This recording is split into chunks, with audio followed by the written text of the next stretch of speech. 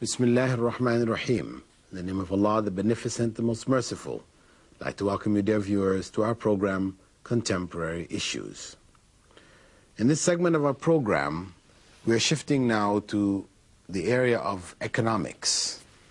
Economics, a field which Islam addresses. There are laws within Islam which govern human economics, how their economic dealings should function. When we look into Islamic legal requirements of business deals, etc., sale, purchase, these type of things, trade, we find that one of the basic principles is that it should be free from deception. Anything which involves deception, where you're deceiving the buyer of really what you're selling, he thinks he's buying one thing, you're in fact selling something else. However this may come in all the different forms, from Islamic perspective, all of that is forbidden. The other basic principle we can see there is that the issues of interest, where business dealings involve interest, this is not another area where things, again, are strictly forbidden. So what we know today as modern mortgages, people buying home with bank loans, and you have to pay back the bank over this period of time and this kind of thing, or taking out loans for cars or a variety of other purposes where you end up paying back the money plus an additional amount. This has been forbidden in Islam. And really it is not something new, in that you can find even in the Old Testament, in ancient beliefs of the followers of Moses and others, that interest is forbidden. We find in Deuteronomy 23, verse 19, "Thou shalt not lend upon interest to your brother." Interest on money, interest on victuals, that's food or provisions. Interest on anything that is lent for interest is a basic prohibition.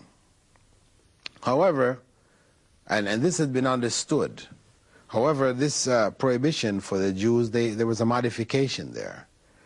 In verse 20, it goes on to say, "And to a foreigner you may lend upon interest, but to your brother you shall not lend upon interest."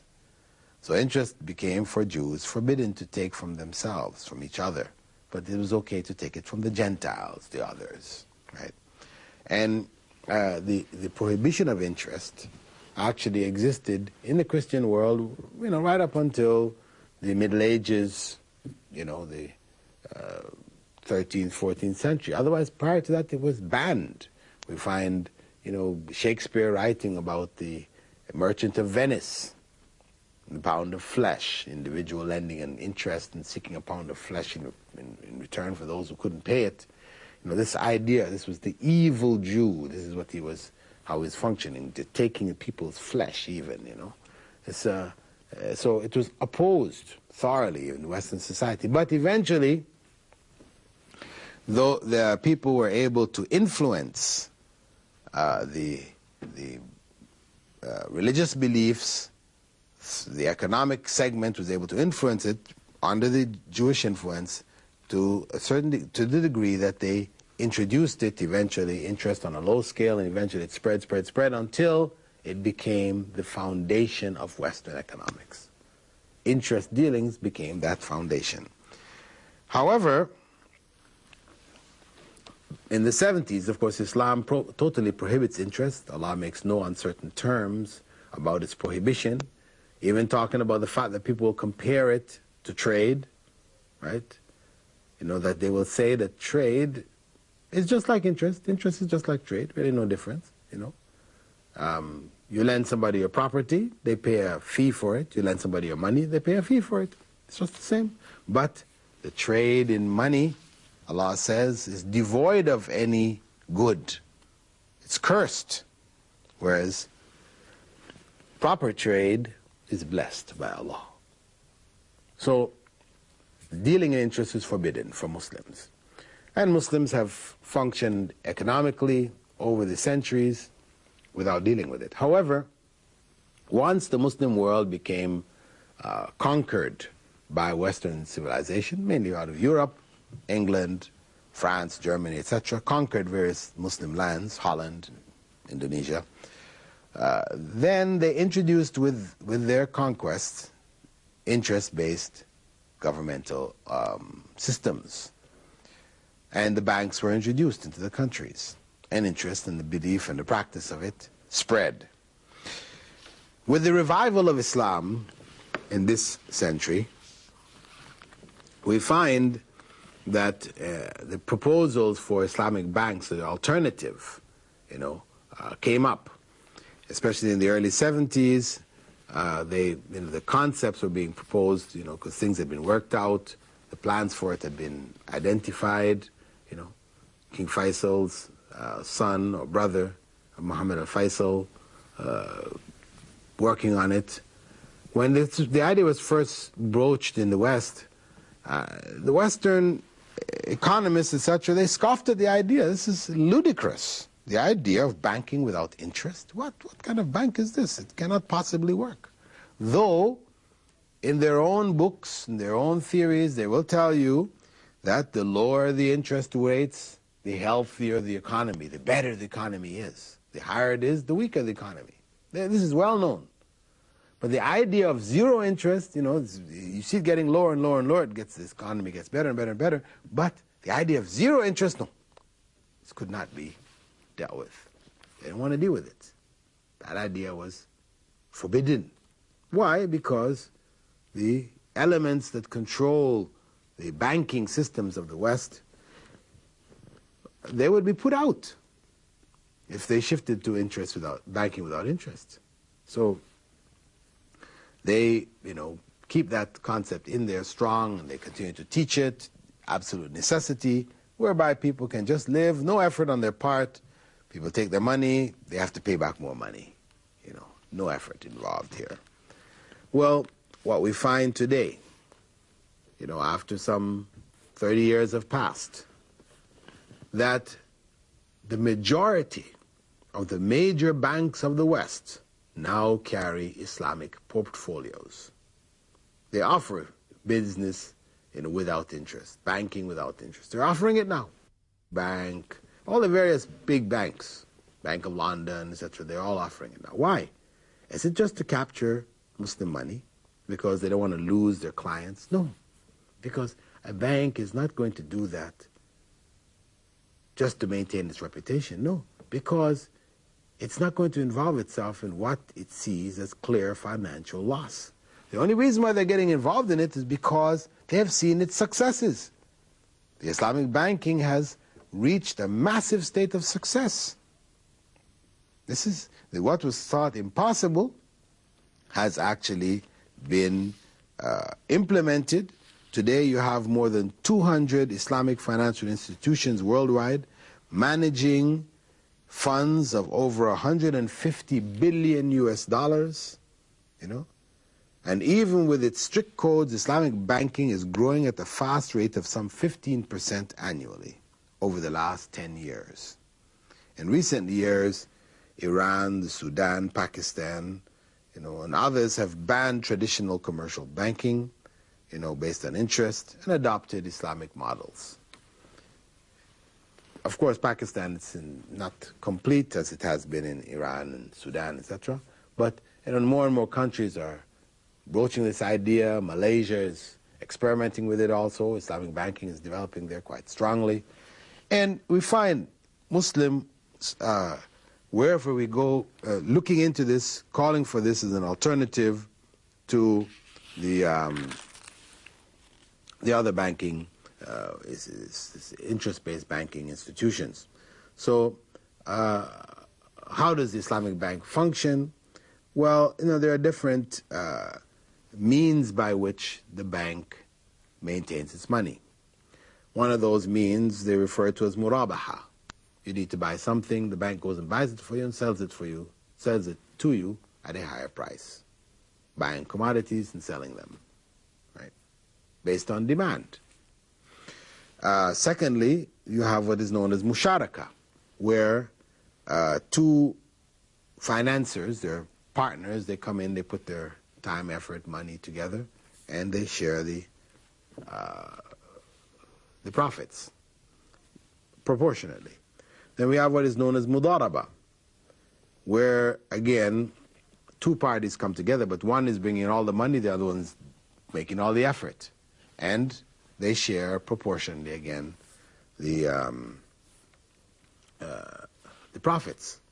But in all of these cases, they also share the losses. This is the point which makes them different. That if there are losses, they all share in the losses. In the case where it is a matter of one person providing money, no effort, and the other one just providing the effort, obviously the financial loss will be borne by the one who put in the money. Whereas the one who put in the effort, of course, it will be the loss of the value of their efforts. But where they're equal partners or similar partners sharing, then they both are going to share in the financial losses. And you'll see when a person invests in a financial Islamic institution, their profits are not fixed. They cannot be given fixed amounts. Every year you'll get this much, returns on your money. No, this may vary from month to month, half year to half year, annually. It will vary. And as such, the profits cannot be fixed. And the difference between Islamic banking and Western banking is that it's about credit. What is your credit? If you have money, you have reputation, you have contacts, whatever, you can get loans. And you pay these loans back. This is all the bank is interested in. You pay the loan back. It doesn't matter what you're going to do with this money. If you're going to build something corruptive which is going to hurt the society, or you want to squander it, whatever, as long as you pay that money back, that's what's most important to the bank. And through these mortgages systems and, this systems, interest-based systems, you find that people, run into financial loss. They're encouraged to live on a credit system, whether it's the banking cards and things like this. You buy more than you have the money to pay, and then you end up paying up with interest and this type of thing. Eventually, much of this becomes a dead weight on the backs of the people, and they find themselves in financial crises. The bank steps in, repossesses their car, their homes. They're kicked out in the streets. So that you find in America, as they estimated way back in the early 90s, that there are over 2.5 million Americans living in the streets. They have no homes, no place to go. They live in the streets. This is something normally we associate with the very poor countries of the third world, the black hole of Calcutta, as the British used to write about it, Calcutta, people are living there and just dying in the streets. Well, it's happening in America. People tend to associate America with, ultimate success and riches, the skyscrapers, glittering buildings and that. But nobody bothers to look at the bottom. At the night when time comes, people are leaving their work and going to sleep. You see all these people coming up, putting their pieces of cardboard on the ground and sleeping right there. Winter chill catches them sometimes. They freeze to death there in the streets. So you have some 2.5 million Americans living in the streets.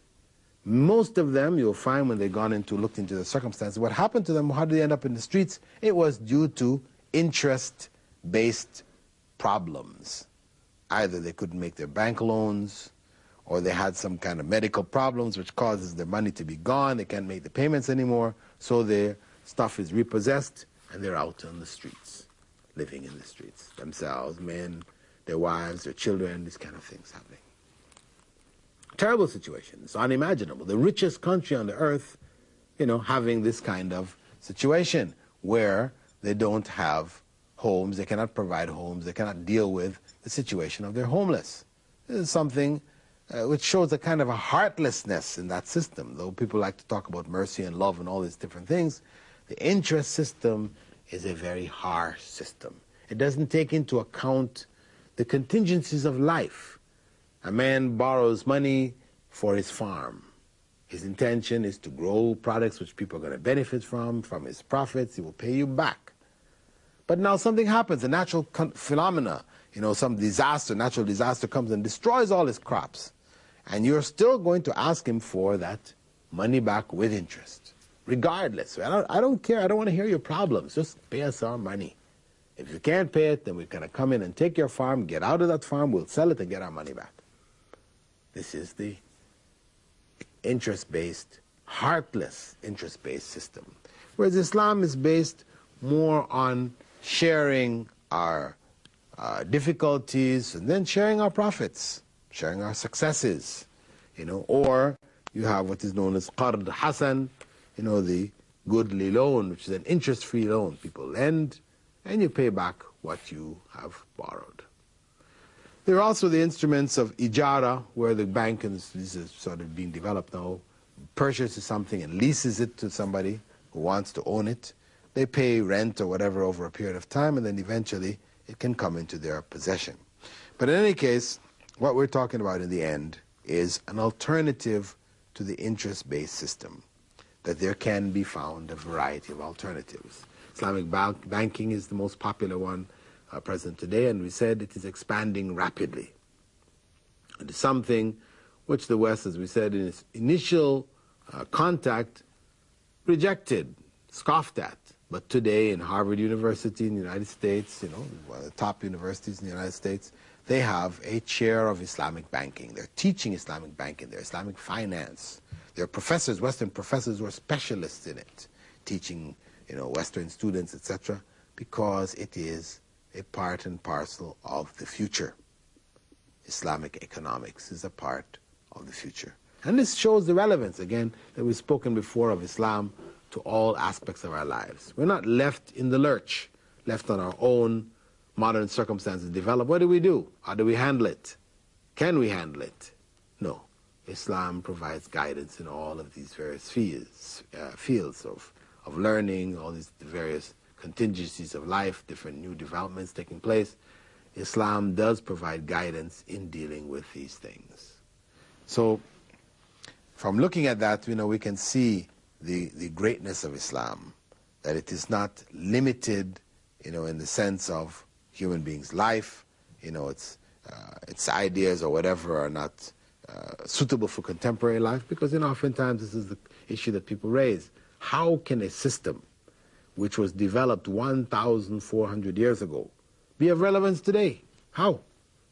When they look at the other systems, they're totally irrelevant. They cannot handle with modern developments. However, Islam, being the religion of God, providing guidance for human life in general, and then all of the knowledge of modern science being ultimately from God. By accident, people discover this or the other, but in fact it's really from God. These things don't necessarily clash at all. So, from the Islamic perspective, there are ways and means of dealing with anything which happens in this life. Islamic banking is only one example of such things. With that, dear viewers, we'd like to thank you for being with us in this segment of our program, in which we have looked at basically Islamic banking without interest. We looked at some of the issues of interest and the harm that it has produced in society. And we looked at the alternative which Islam offers, that of interest-free banking, which is user-friendly, as we say today. It does take into account the needs of human beings. It tries to solve them, resolve their problems, help them, as opposed to milk them, to squeeze them, to take their blood, their sweat, and their tears, to just gobble it up, which is what the interest system does.